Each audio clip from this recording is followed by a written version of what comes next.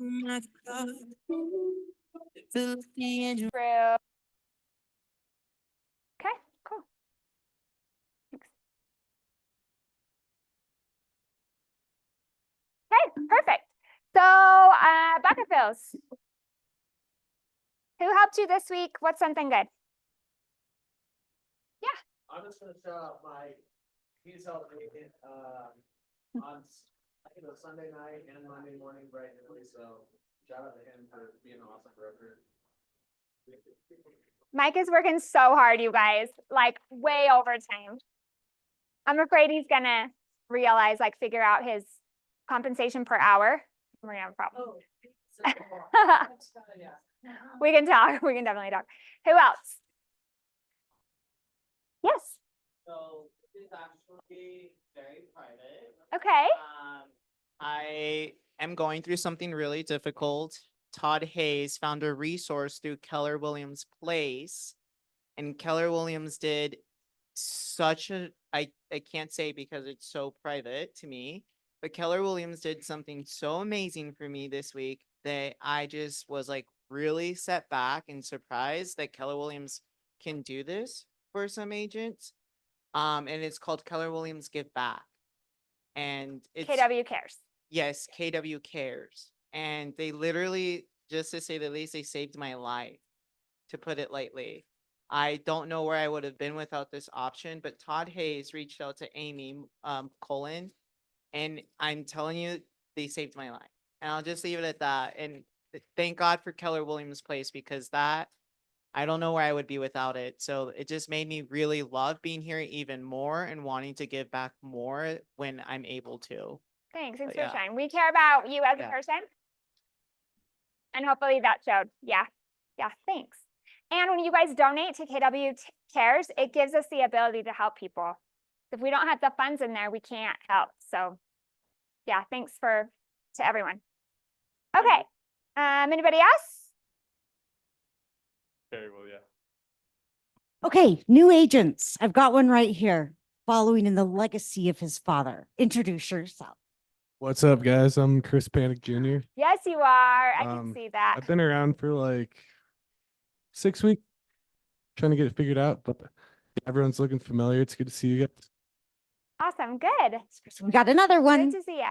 right over here. Mackenzie, do you want to introduce yourself? Yes, I'm Mackenzie Enter. I'm so excited. I just barely started. Yay. So getting all the fun information, but I'm so excited and everyone has been so kind. So thank you. Good. Yay. Welcome. We're happy to have you guys. Everybody. Anybody else brand new that I'm missing? I think we're good. Okay. Welcome, everybody. All right. Let's go. Are we going to do this now or after? Yes. Okay.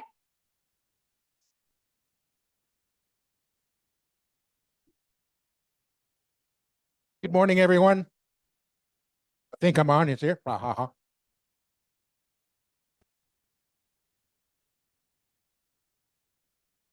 he's getting that up, my name is Corey Barfus. I'm your lunch sponsor, your infomercial. You can't click to the fast forward pass to get to the good stuff today. So yeah, I know Mike's already clicking.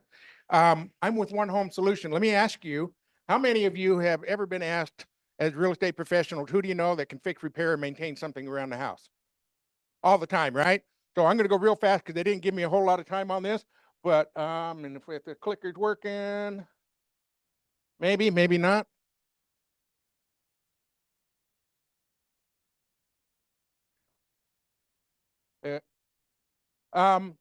When you have people ask you for that, how has it been finding a reliable resource to go out and take care of your client? Do they call when they do they answer when you call them? Do they take care of your client? Do they show up on time? Do they, follow through with them when they do that? There's a lot of reliable providers out there, but they're not all the same, and their process can be frustrating. However, have you had, oh yeah, we'll have a tech out there next Thursday between 10 and 5. Who's got time for that, right? And it usually ends up being Friday because they overbook. If I could take that away, would that be of any value? Okay. One Home Solution. What are we? We are the disruptor in the home maintenance, repair, and service company. Kind of like some of these companies have been that you recognize. We're totally disrupting that. And how are we doing that? We're doing it by making home maintenance affordable and easy. And how are we doing that? We're taking technology, the data that we found in the marketplace of what people are wanting and needing, because everybody has stuff at the home. And it's usually either too small to verify or justify a 2-hour minimum for somebody to show up and take care of. So it ends up on that to-do list forever, right? So how do we make a difference? We save you money. How are we saving you money? All of my in-house techs are prorated at $70 an hour that do handyman type services. Okay. That means if they're only there for 30 minutes, you're only getting charged $35. No minimum, no service charge, no mileage, no trip charge, $35. They come and take care of it. If it's there for a half an hour, if that makes sense. Task list management. How many of you have ever tried to orchestrate 3 or 4 different contractors to get stuff taken care of at the home on your schedule? That's frustrating. Okay. We are literally becoming your concierge and your project manager, if you will. Saving time? Well, through the technology, plus you're not having to make those 4, 5, 6, 7, 8 phone calls trying to get people come back. That's the value to you. Time's money, right? We've heard that. 100% guaranteed on all the work that we do. Okay. This literally is how technology drives our business. Our phone app right now, you literally go in, he requested a baseboard to be installed, comes down, you can actually upload media if you want. You come down to a date, pick a time, click submit, and that's when they show up. Kind of a novel idea, right? Somebody show up on time and when you ask. So you're going to get clear communication from us. In other words, you're going to get a reminder that you got an appointment coming up. Here's the other thing that I love, especially for single moms, older people in the house. 15 to 30 minutes before my tech shows up, you're going to get a text message. Going to show a picture of my tech saying I'm on my way. So they already know who's coming to the door when they open the door. And they come in marked vehicles and logoed shirts. Okay. So that is a huge importance. These are some of the things that we get asked about to do and that we cover all the time, whether it be a single source, whether it be anybody tried to hang their new 86-inch television. Yeah, not always great, right? Okay, even in new construction, we do. And here's a good one for housekeeping, okay? Eyes up front, ears forward. How does 3 people for a total of $60 an hour sound? Okay, not $60 a person, $60 for all 3 for every hour they're in the house. Okay, yes, ma'am.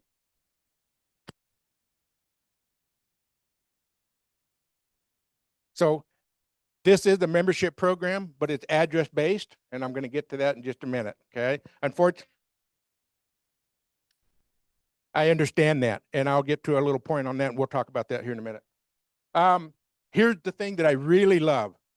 Okay, not only do you get the app and all the other things, here are 4 quarterly maintenance services that most people need to do, but a lot of them don't do really well. So 4 times a year, we're coming and changing your HVAC filter. We supply the filter. 4 times a year, we're refilling and topping off your water softener if you have one. We supply the salt. Once a year, we come and change the smoke alarm batteries. I can't tell you how many times I've gone into houses and smoke alarms are sitting in a box in the garage because they went off at 2 o'clock in the morning and beeping at you. Nobody wants to deal with it after they pulled the ladder and pulled it off that 20-foot ceiling. Flush water heaters. Anybody flush their water heater? Anybody clean their washing machine filter? Anybody lubricate their garage doors? That is a little bit different process. We can, but there's an upcharge for that. Okay. So those are things that are all provided just for being a member of the, part of that membership. Okay. A lot of things in that way. So who could benefit from this? Pretty much everybody, right? Well, let's talk about agents a little bit. Agent benefit. Sellers. Every seller has a list of stuff they want to get done before they put the house up for sale, correct? Every buyer has, I don't care if it's new construction or not, they have stuff they want to get done to the house to make it personable. Soft touch, reconnecting with your past clients, your next door neighbors. Here's the thing, you are the agent referring professional service. So it is literally for just about anybody, whether they're buying a home, selling a home, or already in a home. Because I've been in my home for 3 years. I need stuff done all the time. Yes, ma'am.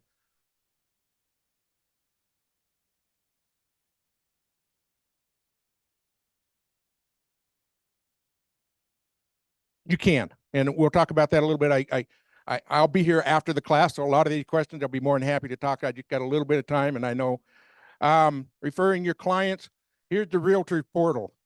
So I'm going to give this out on the Facebook page, and if you don't take a picture of it because it's not on the website, but this allows you to go in and use it for a closing, whether it be a gift, whether your client pay for it, if you want to prepay labor. Todd has done several of that. Some of the others have done that as well. So we talked about the cost, $49 a month or $500 a year. There is no cost to transfer it. If the seller has it, they either want to gift it to the buyer or they want to take it to their new home, they can do that. But right now, if I can get at least 5 people, I've been running a program, but if I can get 5 people to sign up today, you don't have to pay today. But if I can do it, I'll give you 50% off. I'll give you the first year for $250. And I don't care if it's on yours, your neighbors, your mom and dad. I bought it for my mom because she's 85, doesn't have the need to be on a step stool or a ladder, taking care of stuff.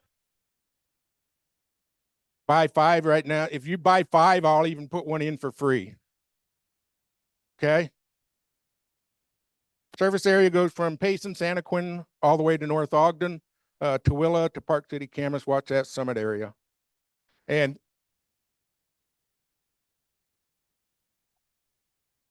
$70 an hour if it's handyman type services. If it goes outside of that, yes, Todd.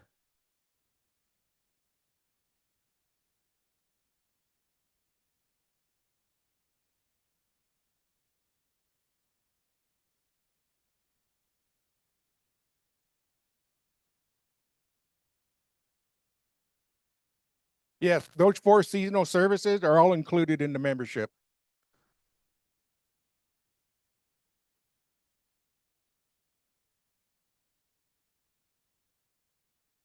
It is. It really is money ahead.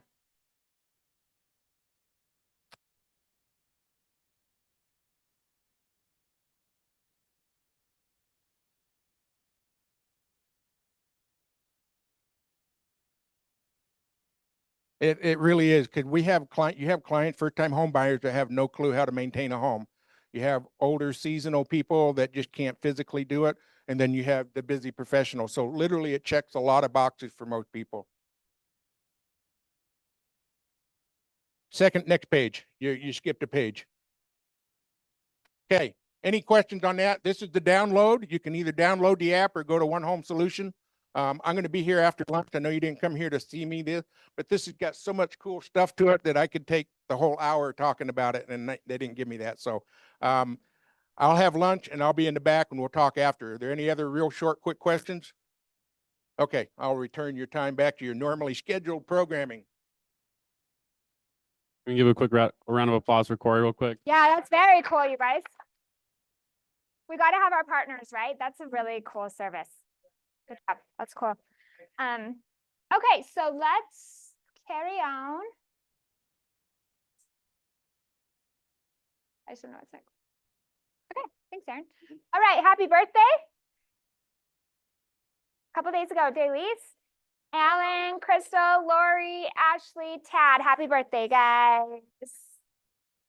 Who knows? Somebody asked me today, how many from South Valley, what our goal is for diapers? What's our South Valley goal for diapers? Is wanted at least 9 boxes per brokerage, so it's not even a big goal, but they needed every brokerage. Okay, 9 boxes. So 9 our goal boxes. is 9 boxes. So, but here's the problem is I realized afterwards is that I have no idea if people have donated. And so I don't know where we're at. I didn't figure out how to track that. So if you've donated, if you guys would be so kind as to reach out to me and let me know, I have to report back to the board and I have no clue. I know that somebody left some open packages upstairs at the desk and I got those and I can turn those in. But the reason they're asking for the Kirkland Costco boxes is because we're actually going to have an event August 23rd-ish. That is where we're going to actually build houses out of the boxes. It's a competition and to all benefit Homemade and the diaper drive. So everything will be donated, but we specifically need the 9 boxes as part of our contribution. But obviously anything you donate will be grateful. But if you actually have a box or donated for them to buy a box on your behalf, I can keep it anonymous beyond, like I don't have to share your name with anyone. I just need to know.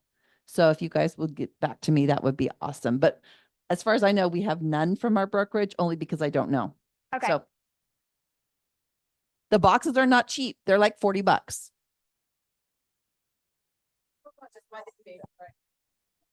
Yeah. I'm sorry, just a quick, anybody that thinking about signing up, the discount code is Keller Williams or KW South Valley, KWSV/250. Wanted to put that up there. Yeah, thank you. Yeah. Didn't want to interrupt any more than I had to, but KWSV 250, that'll get you the first year for 250. Awesome. Thanks. Okay. So we have created a settlement, NAR settlement training series. So you can see this on the home hub. This will be on the home hub, so you can see the training. We don't have it up yet, but we're going through every Friday. Mike is meeting agents, going through, practicing. And then we have, today we're on Change Pro, now the new updates and learn how to market smarter. That's what today is. If you go to the next, you look on the next sheet, we've got keeping your focus, build your business in any market next week. So we're going to drill down into keeping going with our business and some tips and tricks. Then the following week, clear choices, helping sellers navigate their contract, their new contract options. We'll be doing the buyer's blueprint, navigating new commission strategies and negotiation on the 27th. So we'll keep talking about this, and in between every Friday, either Mike or I are doing the meeting where we'll go back through the forms, we'll help troubleshoot, we'll practice, and we'll keep you updated on changes. Anything to add to that, Mike? Okay. That was that. We just talked about that. Okay, every Friday. And then we also will continue to market the practice changes. We'll have them on our training calendar so you can access them. And then Ignite is happening starting on August 19th for those of you. It's for anybody, not just new agents. Yeah. Are they doing Ignite at night anymore? Yeah. So was it like 4 o'clock on Thursdays, or when are they doing the at night? I'm not sure, but Terry and Lowry would have that information. Okay, thanks. Okay, so Mega Camp, you can still register if you want to go. It starts Monday in Austin, and it's a good time, guys. It's going to be nice and cool and dry. It's like the most muggy, hottest thing ever. This time of year in Austin. Oh, it is fun. I swear, every time. Couple tornadoes. It's great. Mega Camp is awesome because it's the mastermind event. It's my favorite one. I like it over Family Reunion because there's just a lot of picking of brains. So if you've considered going, want to go, if you even maybe want to room with someone, we can help connect you if you'd like to do that. Okay, if you want to go and be involved, we can help. Kimber is teaching 6 personal perspectives. This is CE, 2 hours CE. This is an awesome class. Anything you want to talk about it? If you don't know what this 6 personal perspective is, register for it. Yeah. This is a That's my pitch. mindset class. This is an important mindset class. It helps you think, structure the way you're thinking. 10 to 12 on Thursday, the 22nd. There's the in-person and Zoom option. And the C's if you're in person and it's at the Salt Lake office. Thanks. Okay, so I got some partners, Kimber and Mike. We're going to talk about this stuff that's going on. First of all, I'm going to show them this. Is that okay? And then you take it from here. And then I'll navigate. I'll be your clicker. I'll click into the forms. So I created this cheat sheet with the help of people, everybody, to make sure that you had this. So you should have this at your place. If you need one, let us know. And these are loaded. I'm going to show you where you access them. They are loaded on the Home Hub. So if you go to the KW Home Hub and you click Agent Hub and you go to this top, see right here where I'm going? Zoom, can you see my screen? That's the Home Hub. Yes. Okay. So if you go here to the settlement resource page, click go. We have all kinds of resources here. And this is the one I'm talking about. So you can go to this, and we have linked. You can go to this. You can go to, that's weird. Before it went straight to it on mine. Right, but on mine it went straight to it. Okay. That's okay. So we have linked here the forms. A couple of the links keep changing, so we're updating them as we can at the very least because it's changing on the Utah real estate side. So sometimes they link and sometimes they don't. So they're just figuring it all out. They just dropped last night at like 11:45. So this at least has the names, and we're going to go through the forms. Mike's going to teach us about that. But this, I just wanted to help navigate this and show you where you can access it. So this right here, the NAR Changes cheat sheet. This is for your current clients. Quick question. Every time I go to Home Hub, it says you need to go to Home Hub B2, which I thought I already did, and I did. But how does it, is there some place on every time? If you click on the Agent Hub, It tells me, it gives me, it says it's, you're gonna need to create a new login on B2, but I already did that before. And so then I clicked on that and it takes me to the B2, but it does it every time I try to go to the Home Hub. okay. So here, current clients. If you have a current client, that means you're representing them in some way, right? If you are under contract with that current client, this is what you do. Mike's going to go through it. I'm just helping you navigate this. This is what you do, okay? Make sure you've got these signed.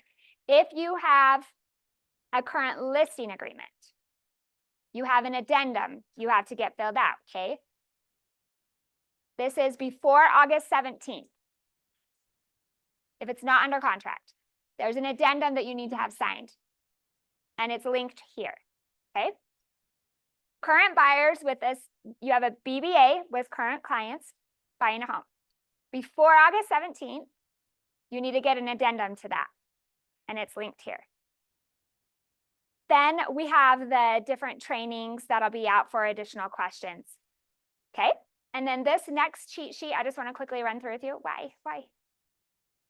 There we go. Oops. Okay, so right here, this is for new buyer and seller clients. So anybody that's new. You're representing the buyer path as this top part prior to showing home. So this is necessary. Now there's no other option. This is necessary. Someone you don't have something signed with already. Yep.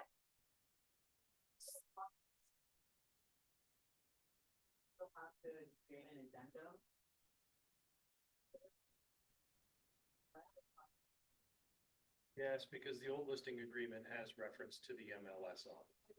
Even though you're not, just err on the side of caution. If you have a listing, if it's an exclusive listing, where you're not marketing it on the MLS, I'd say do the addendum. You mean not turned on or muted?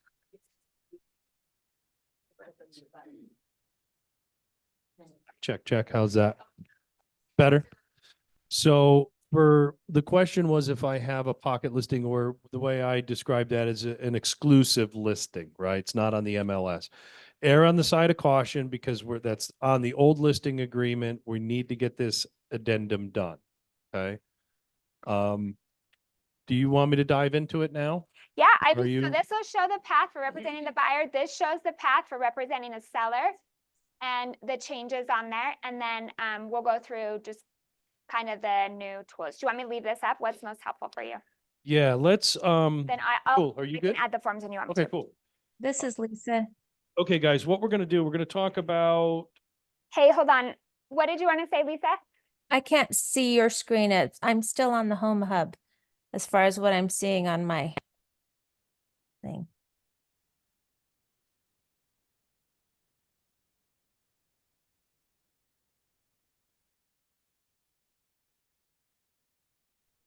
Got it. Okay, so I'll go into whatever you want me to, Mike. okay. So let's, on the handout, you have the NAR changes cheat sheet, new buyer and seller clients. Let's talk about the very first one, guys. On this, before the 17th, why don't you just start today? Okay, does everybody understand? If you have somebody call you that wants to go see a house, what do you have to do before you go unlock that lockbox and show that house? Get a BBA sign. Does everybody understand that? Is that a little bit different, right? Been different for me. For a long time. All right, so let's go through a scenario on it.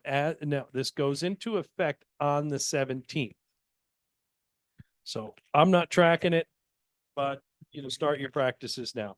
Let's say that Jen's cousin calls her and wants to see a house Sunday afternoon up in Suncrest. Okay. Okay. Keep talking. Okay, so we've got that scenario, right? Somebody calls, they want to go see a house. We talk with them, maybe we know them and we know there's no problem. They're, they got cash, they're going to get qualified. So I'm not worried about, I just want to go get them in the house, see if they like it. Okay, you have to have a buyer broker signed with them now. Everybody, okay, yeah, let's call it what it is. It stinks. But to be in compliance, guys, and I'll explain a little later, they're watching to see if we implement this stuff, okay? There's probably a lot of hungry attorneys out there that are class action attorneys and the people that were these class action attorneys. So we just have to assume there's a lot of eyes on us. Are we going to implement these? As your broker, I have to mandate that you implement these, right? Because it's not just me as the broker, it's your license, okay? You can get sued. So we gotta play within the new rules. So we've got to get that buyer broker signed, right? Do you have some flexibility? And Emily, can we pull up the new buyer broker form? So I'm going to bounce around a little bit. I'm not going to go super deep on everything today, but I'm going to invite you guys to come back on Friday. That's when we'll go down all the fun rabbit holes and talk more about this. I'm always available too. If you got a question on it, you're meeting with a client, just call me. Okay. I do my best to respond as quick as I can. Well, let's talk about the new buyer broker form that we have on here, and they'll pull it up and you should have a hard copy if you've got this. You can notice in the first section, the terms of the agreement it's a little more flexible, right? And I think this is designed for, in the case I used with Jem, where it was her cousin, and they're probably going to use her to buy the house, right? So it'll probably be an easier conversation with her to do like we used to do, whatever time frame you did, 30, 60, 90 days. I typically did them for 6 months, whatever time frame you want to do. However, if you're talking with somebody that maybe you just met or they got referred to you, you do have the option to enter into this buyer broker agreement for a shorter time period. You can do this for a day. You can do it for a couple hours, right? It's got to be signed before you physically walk into a house or do a virtual tour. They look at that as the same thing. So instead of you meeting the client there, you schedule an appointment and you're going to do a FaceTime tour with them. They consider that, quote unquote, working with a buyer. Okay. So either way, you've got to have the form signed. It also, section 1.2, properties or location the company represents the buyers. You can put just one property, maybe just that one house, start with that, right? And then as you develop a relationship, you could convert it. You can amend these. Okay. There's a little asterisk there I'm going to talk about. Does everybody get that? You have the right, you got to have it, in our case, an agency agreement signed. There is some talk. Has anybody heard about other showing agreements? You probably heard, if you're following this at all, the possibility of some places coming up. We are going to look into that, but that's going to take some time. Okay, because they've given us flexibility. We've always had flexibility with our buyer brokers. We can do it property specific. We can do it for a short amount of time. So guys, we need to learn how to communicate with our potential buyers, right? We need to explain to them that it's not them, it's not us, it's the powers that be have mandated we have to have a signed agreement before we start working with them to help them locate a home. Okay, clear on that? Questions on that?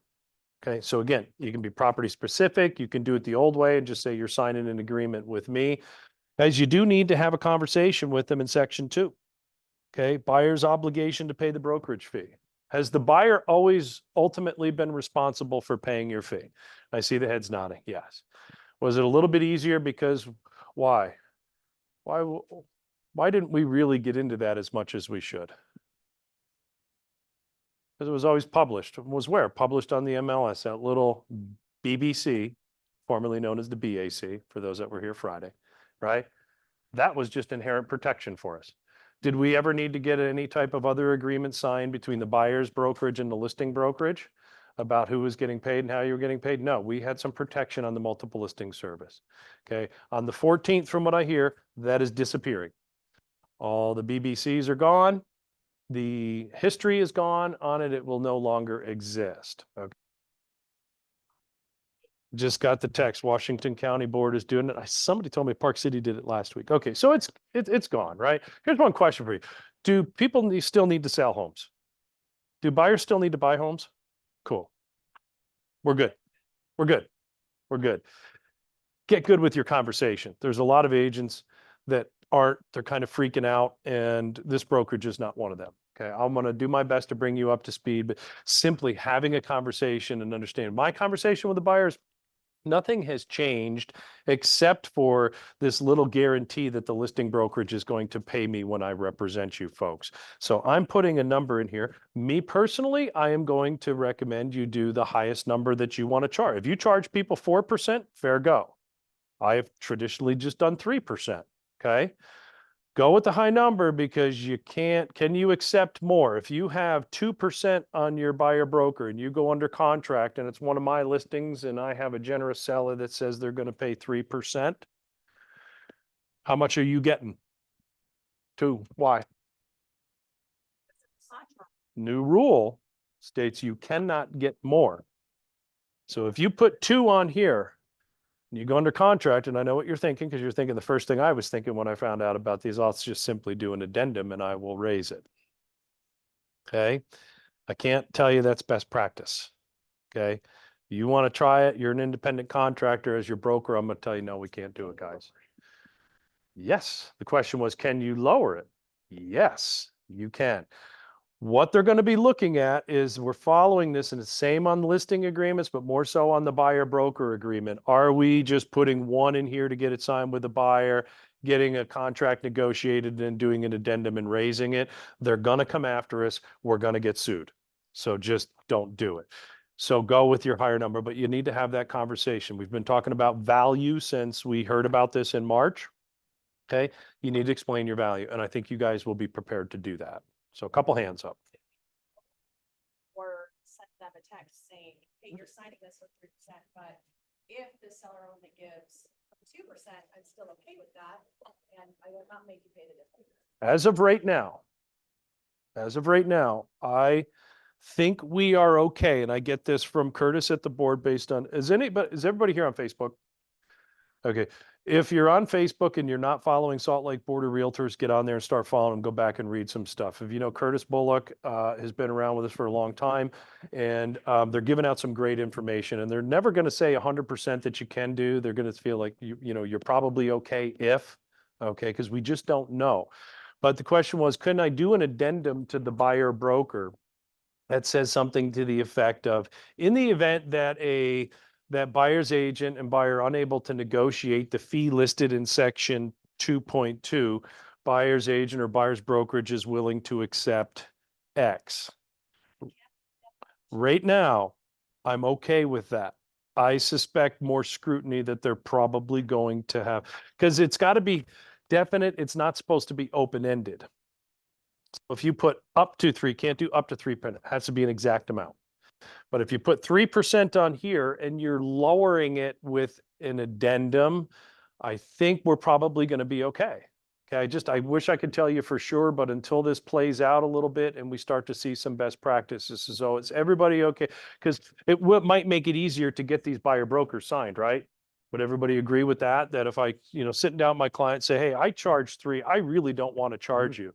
And I really feel that probably 90% of the listings out there, the listing brokerages, are still going to offer cooperative compensation. So it's probably only a 10% chance where I may have to put it in the offer, or I may have to look at charging you more, folks, but I'm willing to work with you. Okay. So we can go low. I can't have you go high. Don't start with 1% just to get them to sign it, or $500 and then figure you'll do an addendum. Go high. Go high because we can go low. If we're doing that, because all this is, they wanted a definitive fee. And the problem was back when, if you had a buyer broker signed at 2.5%, but then you were paid 3 or 3.5% on it, nobody ever told their buyer. They weren't involved with it. There was no paperwork. That was part of the lawsuit. Agents were getting more than they were getting paid. Okay, lawsuits are lawsuits. Okay, it's over. We've got these practice changes in there. So does everybody, we kind of clear? And I'm going to dive more, and just going to continue diving more into the buyer broker. I saw Petrea and then Becky. Already on to section 2. I see a change that was never in the buyer broker agreement, but was on the BBC, choosing net versus gross. Yeah, everything's gross now. Just have that conversation with your clients. Everything's gross. Can you change it to net in an addendum? Probably in a contract. So everybody get that? We used to be able to list on the MLS if the BBC was gross or net. You can notice in all the new forms, the listing brokerage forms on it, have that conversation with your client. Standard verbiage is everything is gross. Okay. Can you change it on an addendum? Fine with that. So say the listing agreement would be based off of, you know, if you're offering a 3% BAC on it, and your sellers, you know, and your seller is sensitive to that, if they're paying 20 grand in closing costs, do an addendum to your listing agreement and just say that commissions shall be based off the net sale price. They're going to have some changes. I think that will be one of them. And when we move to the listing agreement, I'll talk to you a little bit more about that. Does that answer your question? Yeah, so it's just for those people that are on Zoom or new. Yeah. That's just because right now, or depending on your deals, there's a lot of concessions being handed out. And so the seller isn't wanting to pay. So all I those want you to, concessions. guys, read these forms. You will learn a lot, okay, just by reading them. Read the nuances so you can explain it to your buyers and sellers. Okay, so everybody's clear. We got to have that buyer broker agreement on it. Stay tuned if we have a showing, but the showing agreement's going to be the same thing. Hard part I have with that is if you're trying to go show it on just a standard showing agreement, you have to have what you're going to get paid. And if you put 3% on that, you're effectively telling the buyer, you're agreeing to pay me 3%, but I'm not agreeing to enter agency with you and do no fiduciary duties. I don't think that's fair to them. Just my humble opinion, but I will look at that option. For now, use the new buyer broker agreement for the properties that you want and the time frame that you want, okay? Now, with that, I want to switch to immediate changes that need to be done before the 17th. Who in here has a buyer broker agreement signed with a client? You're actively looking for properties, but you are not under contract. Okay, so I'm going to have Emily pull up the addendum to, I know I have it here somewhere. I know it's in the packet. It's the addendum to the buyer broker agreement. Okay, exclusive buyer broker agreement and agency disclosure, this addendum. Okay, so if you have that, it might be a little easier for me to just read over here. Guys, all this is doing is just substituting some verbiage from the previous form. Okay, it's not, it's just saying the satisfaction of a brokerage fee by a third party. And then you can see in section 2.3, brokerage fees are fully negotiable or not set by any law or board, association, realtors, multiple listing service, or any manner between companies, blah, blah, blah, blah, blah.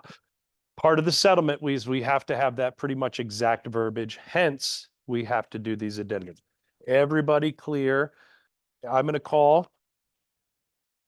I'm going to come back one second. What I'm going to do is I'm going to call my client and I'm going to let them know. I've already talked with them. If you haven't been talking to your clients about the lawsuit, you need to, because it's better to hear it from you. And in my experience is 9.9 out of 10 customers that I've talked with about it are kind of clueless on it and really don't care.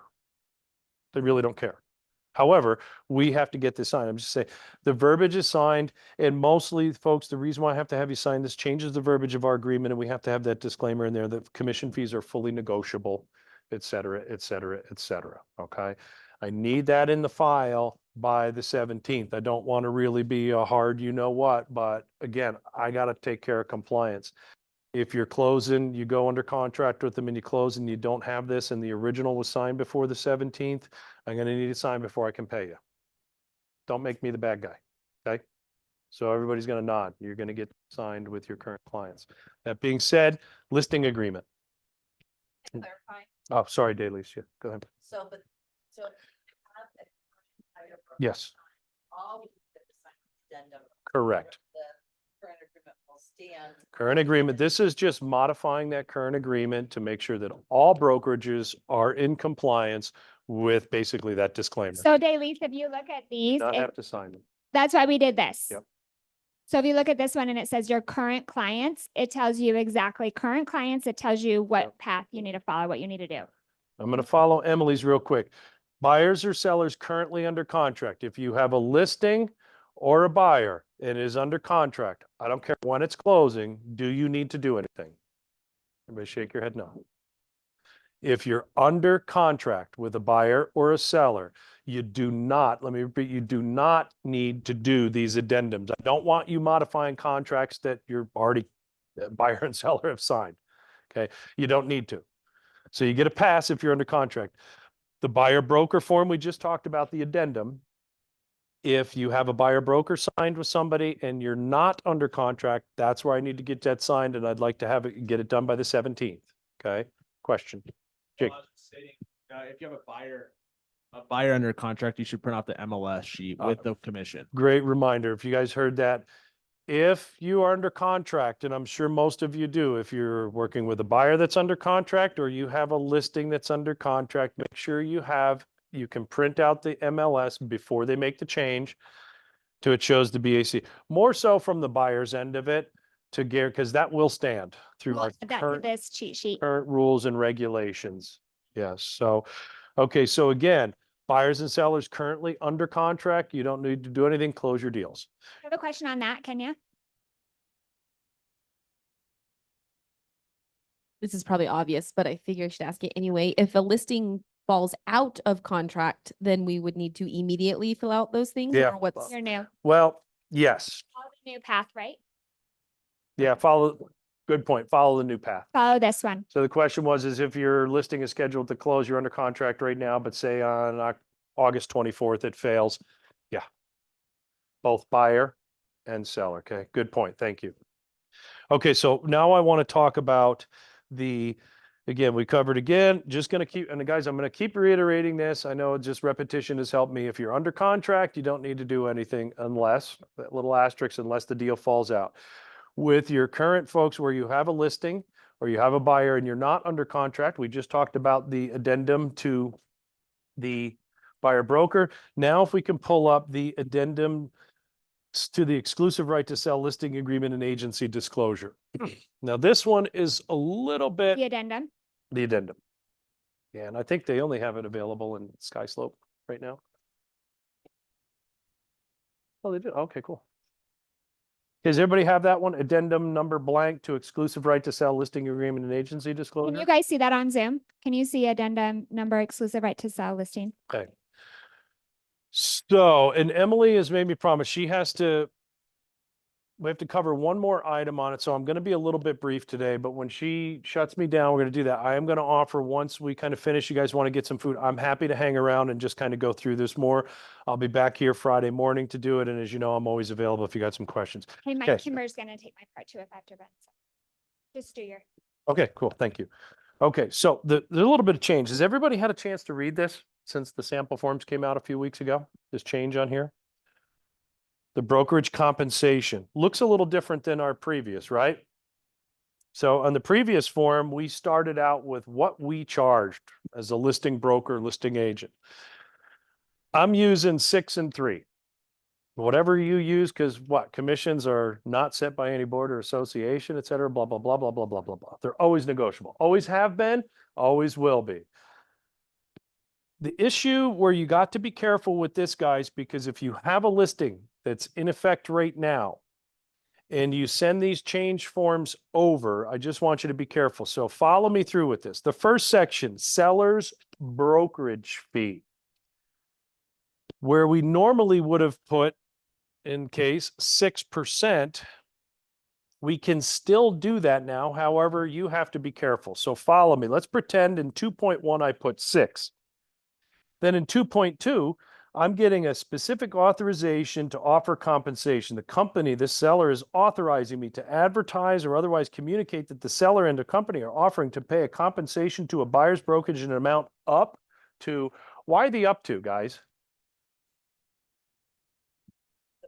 Their buyer broker. Yeah. Maybe for less. You're both correct, but mostly it's because if, let's say I put 3 in there, okay? I've offered that 3 out. We get to closing. Your buyer broker says 2. Who gets the extra 1%? The seller. Sellers. I heard 2 people say seller's agent. Who gets it? Seller. Seller. If you put Okay. 6 on that top. If you put, follow me on this, if you put 6 in the top and 3. Okay, we agreed. That's what we did. We're just kind of going off my previous listing agreement. That's what I had. I had 6 and 3. It's all fine and dandy. Okay, read section 2.3. Compensation agreement between company and in the event the company agrees in a written compensation agreement to pay a buyer's brokerage, the seller agrees that the payment amount will be added to you're going to add 2.1 and 2.2. How much is your seller on the hook to pay you? 9%. Now, they don't know that because they're probably not going to read it. You as an agent, if you come to me and say, I'm going to tell you, yeah, they're obligated to pay you 9. Yeah, you go have that conversation with your seller. They're not going to be real happy with you. Here's that's where it's a little bit difficult. Now, most people say, well, Mike, why can't I just do seller's brokerage fee? What am I really charging my current seller? I'm charging him 3. And then on my current agreement, and then they're giving me permission to offer the other 3, half of that out. So if I do 3 and 2.1 and 3 and 2.2, is everything good? If you get somebody brings me an offer in, Robin brings an offer, she's representing the buyer, and we've agreed in 2.2, I'm paying 3. I keep 3 as a seller's brokerage, right? Robin gets paid 3. We're good, right? We're good in that fact. Okay. What if it's a limited agent, or if I end up doing limited agency? I add both. I get 3 and 3 because there is a buyer's brokerage, happens to be the same brokerage that I'm with. If who in here is thinking about unrepresented buyer right now? Okay. The only issue, and guys, just if you were on that call yesterday or somewhere, they indicated that it was one of them. People were they're talking about that same thing. If I do 3 and 3, you are basically saying if the buyer comes in unrepresented, you as a listing agent have fiduciary duties to your seller. If a buyer comes in, they don't have an agent, they want to write an offer on the property, write the offer on the property. You owe that duty to your seller. Okay. Reasonable care. Okay. But you're pretty much agreeing that you're going to be doing it for 3%. And if you want more, if you're fine with that, that's fine. You don't really need to do anything else. But do you guys see the little caveat in this based on how it used to be? I'm going to come to Becky first and then Jen.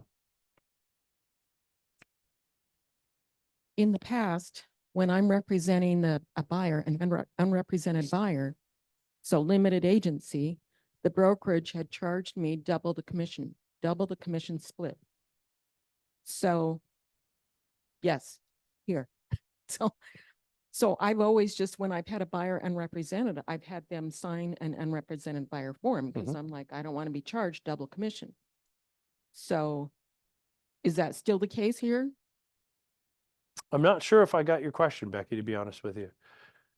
I was charged as though I was representing, I had 2 separate transactions, listing side and then buyer side, and I was charged the commission split twice. If you are, okay, if you were limited agency, yes, that's how it works because you have 2 separate So that's transactions. still the case. You would still have 2 fully separate understand. transactions, right? You have a buyer transaction. Chop is just off the amount. It's off of the it's a percentage of your commission amount. So even it's the same as if you had, so if you had on the seller side, you were making 5,000, on the buyer side, you were making 5,000. It's the same as if you had a commission where you were making 10. Right. Yeah. I just didn't know that because I had discounted my commission to help my seller out because they were, this was like 11 years ago. Yeah. They were having to bring money to the table just to sell their place. So With guys, limited agency, it is legal. I won't do it. I'm a broker and I won't do limited agency. I'm not going to mandate that you can't. Some brokerages don't. It won't be too long, and I think our state's probably going to wipe it out where we can't do limited, where you're representing, it's basically limited agency. You take a listing, you find the buyer, they want you to represent them. You better make sure you get your documents signed. But the way brokerages are going to look at it, the state, everybody, it is 2 separate transactions. You have a buyer transaction, you have a seller transaction. So, yeah, so you're going to have, as it comes into the office, if you're not capped, you got a buyer transaction that you're going to pay cap off, and the other one.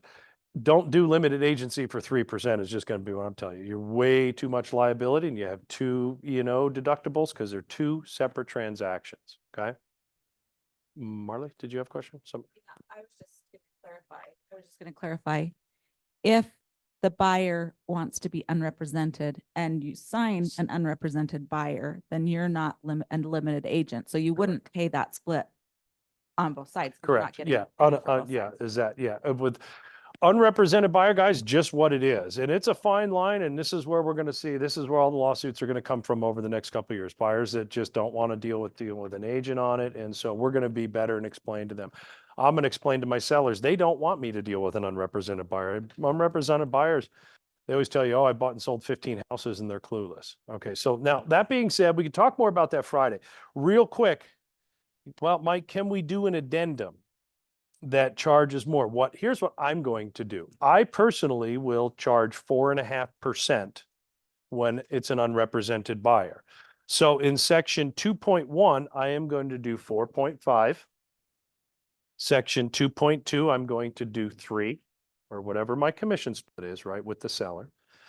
And everybody's gonna say, well, Mike, you just put them on the hook for 7.5, right?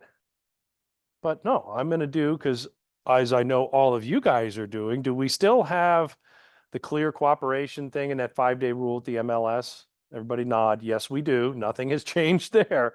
So on every one of my listings, I'm already doing an addendum to the listing agreement because I have to have written permission. I don't know about you. I never get my listings on within 5 days. And everybody know what I'm talking about? I did a broker moment on it, but I still get a lot of calls on it. If you take a listing, you're not going to be on the market in 5 days. You got 2 options. You got to have in writing from the seller that they agree it's not going on the MLS till it's ready to be publicly marketed, or you better put it as active no-show within 5 days. One of the two. So on my addendum to the listing agreement, Friday, I'll write this out for you. I'm going to say item number 1. The seller agrees that the home will not be put on the market until it's ready to be publicly marketed. Then I have it in writing signed by the seller, and I can go to the MLS and fill out my MLS exclusion form. The next item is going to be that says, in the event that the seller accepts an offer from an unrepresented buyer, the seller's brokerage fee listed in section 2.1 no, sorry, forget that. I'm going to put on my addendum on it, in the event that the seller goes under contract to the buyer that has an agent and we are paying the money in section 2.2, then seller's fee in 2.1 shall be 3%. I know that sounds convoluted. I'll write it out for you. But basically what I'm saying, I want my 4.5% for the unrepresented buyer. Here's what we're offering to another agent. I'm then going to an addendum to clarify to the seller, you're not on the hook for 7.5%, because basically if we pay the cooperating broker, then my fee will be reduced to 3%. You guys follow me on that? Clear as mud. The reason why I do it that way versus the other option, I can do 3 and 3, and I can simply do an addendum that says, in the event that the seller accepts an offer from an unrepresented buyer, the seller's brokerage fee in 2.1 will be 4.5%. It accomplishes the same thing. Do you understand? The only reason why I want to start with a higher number is all this scrutiny on us.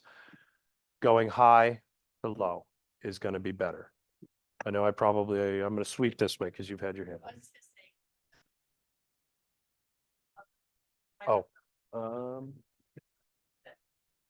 there. I was just gonna say, I agree with you that both would accomplish the same, but I think it's actually easier to have the conversation with our sellers if you put the 4.5 up front, because you're having that conversation with them.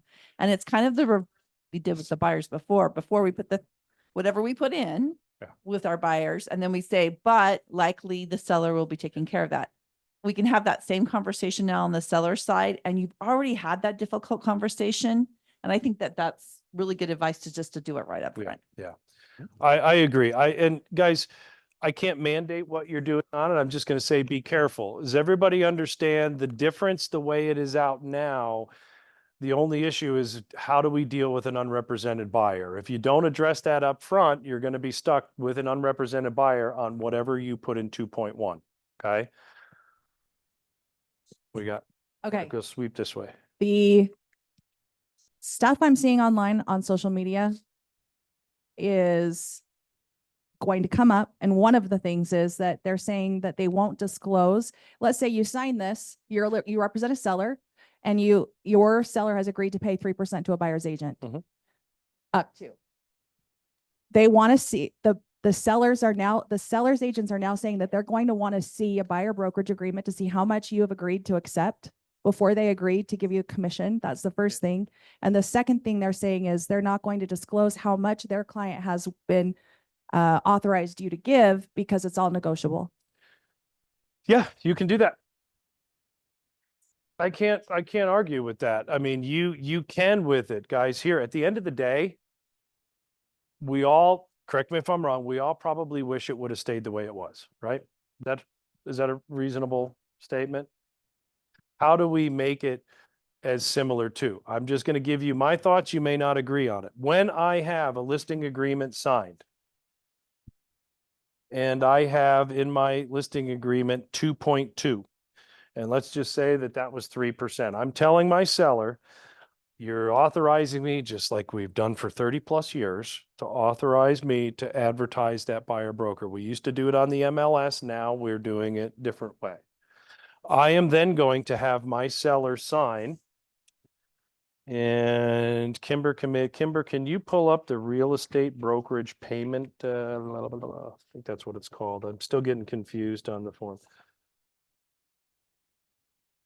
Real estate brokerage compensation agreement. So I get my listing agreement signed. 2.1, that unrepresented buyer, guys, come back and we'll talk about that on Friday. Okay. Or if you need to meet with me, just call me. Here's what I plan to do. I can just say it's my practice and you guys can take with it what you will. When my seller signs that right there, that's what they're offering to pay an agent. Just like if they put 3% BBC net on the other or gross on the other, that was guaranteed they were going to pay that.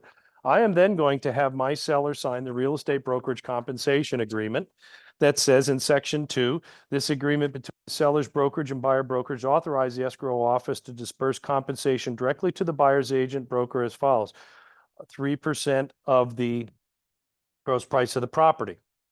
Okay. Then it says below that can't exceed what's on the buyer broker agreement. If you want to negotiate it and hold it back, you have the right to do that. What I want to do as a listing agent, I want mass exposure for my client. I want to make it easy. I want to shout it from the hilltops that my seller is willing to pay the co-broker fee because I truly see the value in it. I have my seller sign this. When you call me to show my listing and ask, is there cooperative compensation being offered? I'm sending you this over with my signature and or the seller's signature or both. That I have authorization to sign that. There's your proof you get paid. If what I'm offering is not what you want to charge, that's on you. You can deal with that with the buyer or inside the purchase contract. I ran that standard of practice by Curtis. He felt it was fantastic. He thought if everybody did that, wow, would things be smooth. What do you guys think? I'm going to come back behind you, Petrea, real quick. Could we add this to the documents on our listing? Great. So, and just have it in the documents? On the section on the MLS, no. Nothing with commissions, nothing, can't put it in the comments. Not in the comments, just add the document. Can't attach it to the documents. Okay. Wish I could tell you. And here's the guys, the secret codes and stuff, they are watching to see how badly we're going to manipulate this. I just figured I want to make it as easy for my clients if my sellers understand the benefits of cooperative compensation. I'm taking it a step further. I'm having this sign. So when Nick texts me on it, I'm putting this right in my phone. Yes, we're offering on it. Here, click, there you go, take it. Now, if your buyer broker is less, it's on you. I will tell my sellers that, okay?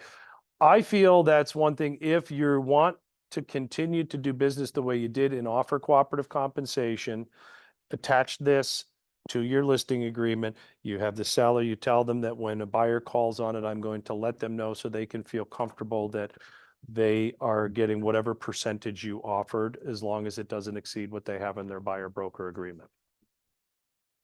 Mike. So if we get that document, we're on the buyer's side and they're saying 2%. In the past, we would add an addendum with our offer asking for a higher compensation. still That do. still happen? Yep, absolutely. Okay. Just be careful. We're going to talk a little bit more about that, but Todd's right behind you with a question. You are under no obligation whatsoever to send your buyer broker agreement to the listing agent. And I agree with Todd on that wholeheartedly. Yep. You guys, as a listing agent, think about it. I don't care. Yeah, I'm trying to negotiate the best for my seller. Seller is offering this out. If you've got 4% on your buyer broker and my seller's offering 2% compensation, I'm making it easier for you to say, we're going to pay that. If my seller's paying 3 and your buyer broker agreement is 2, you don't get the extra. And as buyer's agents, don't start, again, I'm not going to allow it if I see it in the office. You can't take that 2% that you signed for somebody just to get it signed. And then great, Mike's paying 3. You can't keep it. You can't do an addendum to raise it. And Todd is correct. What that is as listing agents. Again, I'm not telling you what to do. You're all independent contractors. I'm telling you some best practices to keep the attorneys off you. Okay. Because again, they're going to be watching this. I want to just summarize before I take any more questions. On the new listing agreement, you need to have, if you have an active listing, you need to sit down and have a conversation with your seller about how that's breaking out. If you're worried about the unrepresented buyer and that might change what you have now, have that conversation with them and add another addendum and just talk about what your fee is going to be if it's an unrepresented buyer. That would be the only change. We clear on that? So by the 17th, what are our action items? Get that addendum to your buyer broker with any active buyers that are not under contract. Get the addendum to the listing agreement signed by your sellers if you're not under contract. Cool? But not. You start, yeah, and we start today. Can't find the old forms, guys. You take a listing today, you're using the new one. Okay, Todd? To go back to the listing question, if your seller in 2.2 puts a number there, are you not then legally obligated to make that number public instead of holding it back? I agree with you on that, Todd. I mean, there's again, gray areas can we say for sure, but right here, authorizations to offer compensation to buyer's broker. I took a listing on some folks and was explaining this and they were following it. They're ticked that they can't put it on, that I can't put it on the MLS. They're like, how do we get buyers to know that you're paying? I said, that's on me.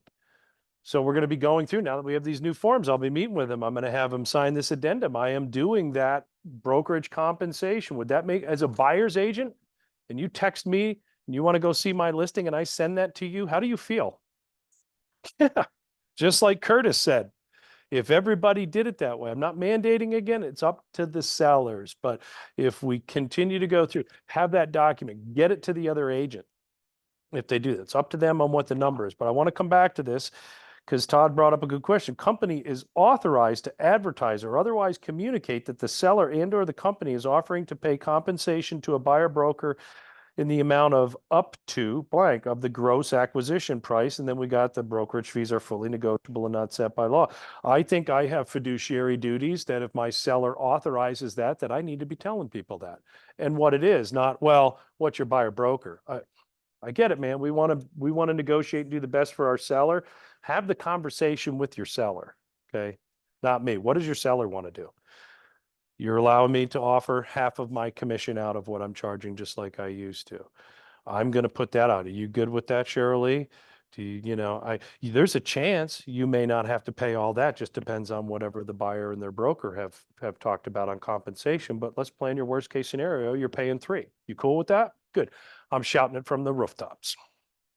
So do you think that buyer agents are going to then go change those buyer agency agreements with their buyers? People outside of KW South Valley are going to do it, but what are the KW South Valley agents going to do? Guys, you can't do it. You can't do it. You're just opening yourself up. And if you want to get sued and fight that and then drag the brokerage into it, deductible's $2,500. And you will get penalized more than that. So I'm sorry. I wish we're all going to get creative and they're going to be watching very closely on how we are trying to manipulate this. So you better get good at having conversations with your buyers, which I don't think we got some flexibility. You want to look at these 3 houses. This is what I'm going to get paid. But 6 months from now, if you pull up 5 properties over in South Jordan to go show Saturday morning and you text all 5, yeah, we got to do a little more work. For me, I'm pulling that up. I'm taking Kimber out to look at houses Saturday morning. I'm pulling up my list. I'm texting all 5 of the listing agents on it, getting ready. Got somebody interested in showing your house. Are you or your seller offering any cooperative compensation? and Todd happens to be one of those listing agents, he says, yep, Mike, we are. I'll be happy to send you over a copy of, don't send a listing agreement. Probably not smart.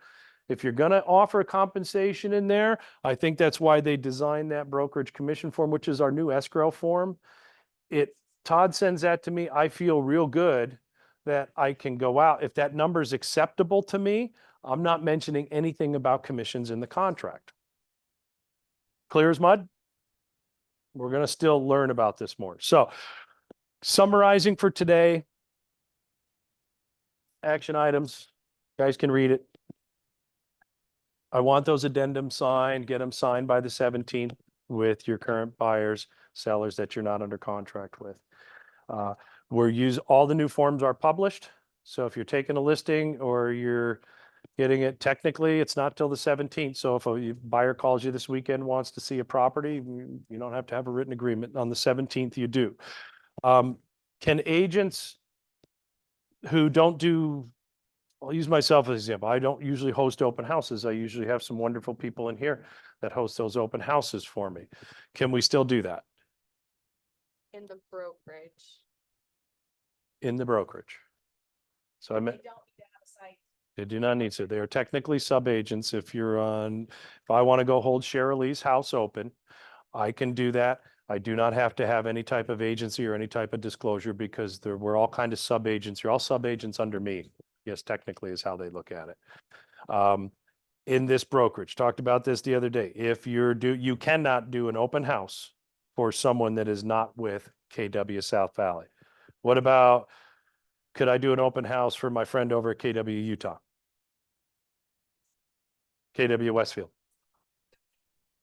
For other agents that aren't even KW at all, is there any way to have them, like, during the sign-in process, let them know that you're not with this brokerage? I'm just curious because. I wouldn't. I know, I wouldn't. I know people have been doing it and I've had it done before. I'm just going to steer. It's not me. That's division. That's division of real estate. Who's representing the seller? Because yeah, division's going to say absolutely not. Right. So what are we good at as agents driven? It is because if you're with another brokerage and I'm sitting there, your seller may not care, but technically I have no, who's E&O covers it. Who's in charge? Who's doing the marketing? I am not a sub-agent of that seller. I have nothing to do with that. And so I'm just going to tell you, I don't want to be the bad guy on it, guys. We just can't do it. We really shouldn't have been. And I know it doesn't happen a lot, but you got to keep it within KW South Valley. In our office, what do they need to do? Showing wages, that's a good question on it. So if you have are you showing your listing? No, sure. Oh, showing for your buyers, fine, as long as you got the buyer broker sign. Okay. If you're listing agent, anybody calls on the house, you can go show it. You can go show it. You represent the sale. If you have any other agents in the office, technically could show that house for you because they are sub-agents of the seller. Because the intent is to represent the seller. The minute you take that person and they want to go see other houses, then it's a whole different conversation. So again, nothing's going to change with open. I think open house is going to get even better. Okay. But I'm curious if they're going to be tracking on, I know like on quarterly market reports, we've always seen like what the BAC has been, or the tracking on that. Is it still going to be tracked? That's true. There'll be nothing to track. There's no history of, they're getting rid of all the history. It's gone. It's gone. Nope. Like industry standard right now. No. Be able to track this. Well, here's the thing with it. Have we ever had an industry? That's a gray area, an industry standard. What's the industry standard for me is that I charge 6% and I offer half of that out to a buyer's agent, or I charge 5% and I split it, or I charge 5 and offer them 2. That's sort of standard, but commissions are not fixed. That's part of the issue with this lawsuit, is because we shouldn't have lost, but anyway, I'm not going to get into that, but I want to respect your time because I know we're probably going over and I think we have a little bit more to cover. Continuing conversation, but I'm hoping today was helpful. There's going to be, every time I get looking at this, I get a new question that comes up. What do you guys think of my standard of practice when I take a listing and we are doing cooperative compensation and we fill out the real estate brokerage payment and commission addendum? It still confuses me to put in 4.5% Is that like? Okay. Because it's saying they will pay you that, and it's not unless you get a buyer broker. Representing buyer. If that's how much they will pay you if you don't do an addendum with it. If you do the addendum the way you were saying. Well, and then don't hold me to it, guys. I'm gonna write it out and give you some best practice options. If you do 3, let's call it 3 and 3, whatever your 3 is what the seller's brokerage fee. This is what we're offering for compensation. If there's no buyer broker involved, that 2.2 goes away. That they're not obligated. So if you're cool with doing unrepresented buyer at 3%, you need to do nothing else. If you're not, then you can do an addendum that raises it to 4.5. I think at some point they're probably going to tell us, no, don't do that. Right now, you can. I got no problem as long as you're doing it on the listing agreement. If you start at 3 and it's a little bit cleaner of going from 3 to 4.5, if there is no buyer broker being paid, right? I like going from high to low. Just a thought. And we'll talk more about that, Todd. Is if you put 0 in the listing agreement, not sure if you then can escrow. Right, that is, yeah. So some people saying, can I just put 6 in the, you guys can charge whatever you want. I'm not regulating anything, but if you put 6 and you put nothing in section 2.2 for cooperative broker, that's fine. What you're probably telling your seller is that if somebody calls and says, hey, are you offering cooperative compensation? I'd probably want something more in writing from my seller to say, well, sellers authorized me that I can share some of the listing, but you're forcing them to put it into the offer. And there's nothing wrong with that. You guys follow me on that? Listen, Friday, come on Friday, because then the buyer broker piece of it's pretty easy for me. Getting these addendum signs pretty easy for me. It's this listing agreement that is just a little bit funky. And I think within a couple months, actually, could be that soon, they're going to modify that listing agreement that talks about the unrepresented buyer. They talked about that on a call. A Zoom that I was on with some legal counsel the past couple days. They already know it. They're just, but we can edit stuff in addendums on our listing agreements. So does anybody else want to just go to Anna Marie Island in Florida off the coast of Bradenton and bury their head in the sand for a week? Anybody who's buying? I mean, just even yesterday in the hour and Yeah. 30 minutes we were talking about it to prepare for this, I was like, hold on, my brain's breaking. Guys, not too bad. Are you feeling comfortable with it? Is this helping? I'm here to continue and things are changing. And Mike, can we do this? Come do that. Come talk to me. Be very careful about writing real fancy addendums to any type of contract because you float that line. Are you practicing law or are you a real estate agent? Okay. So when in doubt, just come talk to me about it. But we still have people that need to sell homes. We still have buyers that need to buy homes.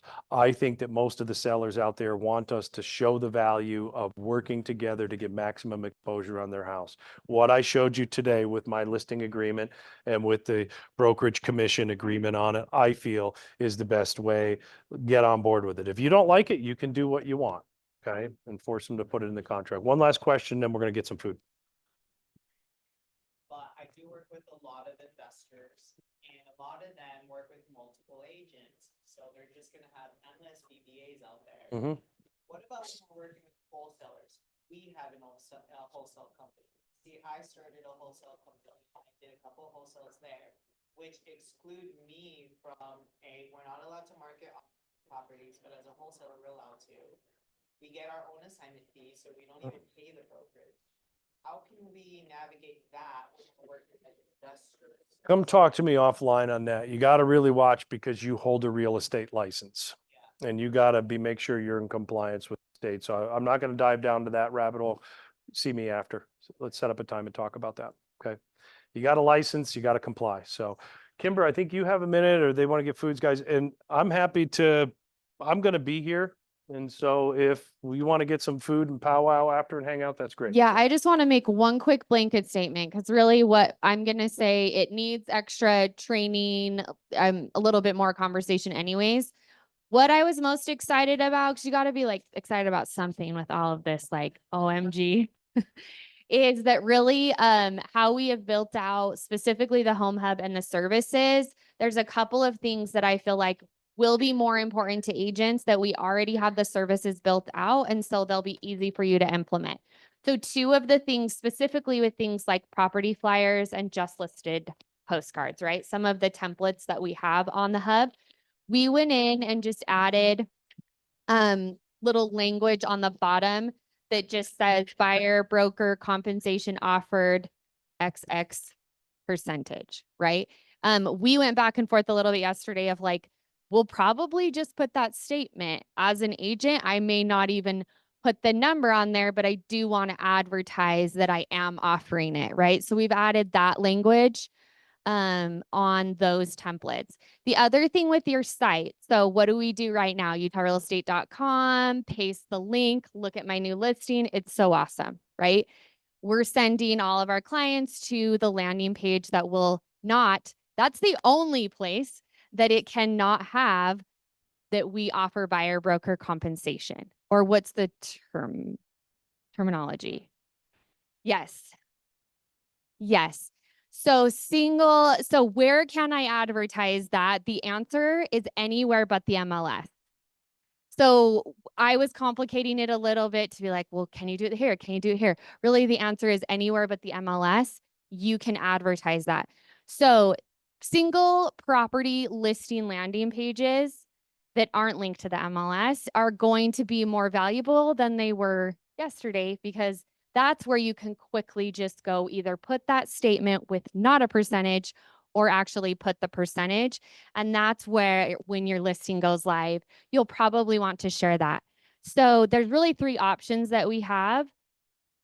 Creating your own property landing page, that is available on your KW site. You also have the option that if you have an agency site, you're already getting a listing landing page for every one of your listings. And so that will just be added on there. So you have both options if you're paying for a site or if you are just using your KW site that's already included in what you pay monthly.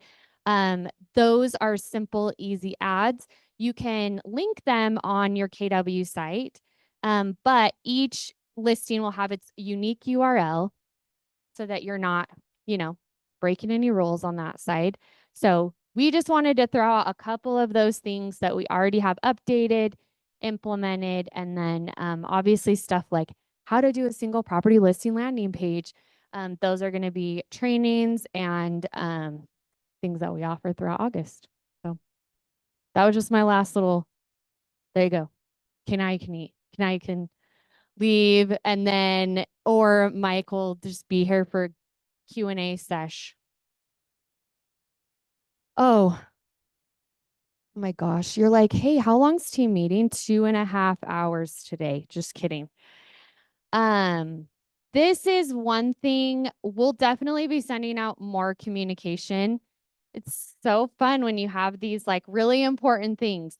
But push to the finish, end of the year, we are doing 75 hard. Who has done the legit 75 hard that is very fitness based? And very hard, by the way, Sammy. It was hard, right? Yeah.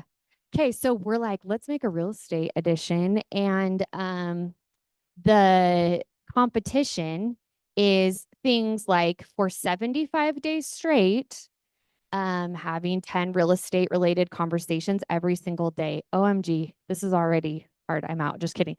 And us as your peers will be together doing it together. Really all you're doing once you sign up is you're just submitting every day that you did it. And then it's not like checking the boxes, because the thing with 75 hard is if you do everything, you get to check off the day. If you don't do everything, you get to start over. Yay. So it's really easy to send in the form because you just go, I did everything and I did everything. And it will be awesome for consistency, for focusing on our business, right? As much as these changes are, it's kind of nice that this helps us focus on the relationship and engaging with our database. We have a slightly modified version for our coaching agents that are fairly new to the business, just a little bit different. So we will send this out. There is a link to sign up and then obviously the access to the list. So you kind of know what you're committing to. And yeah, any questions? Okay.